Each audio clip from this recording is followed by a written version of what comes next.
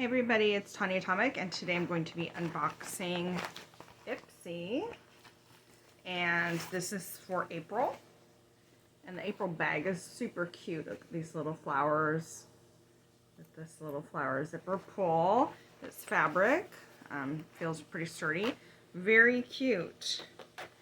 Okay, so inside here are a few things. First is the insert. Keep growing, about spring, some other stuff in here. Ipsy is, I believe it's $12 a month. You always get a little makeup bag, and you get a bunch of sample size and 1 or 2 full-size items. Here's an exfoliating solution, and it's from Maypilum. I'm not familiar with this brand, but it's a small solution. And then we've got this little Glow Recipe niacinamide dewdrops. It's a teeny sample size.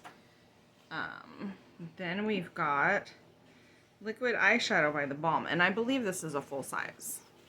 And they have I have another one of these in lavender, and I use it, and I like it.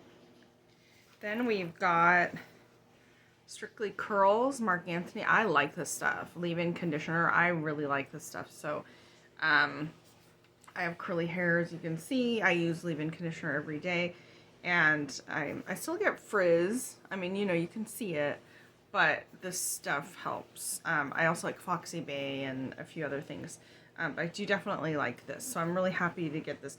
It looks like a deluxe sample. I mean, it's pretty big for a sample, but it's not full size. But I like it. It's maybe just a tiny bit less than half of their full size. But then this is a full size here. Carmella.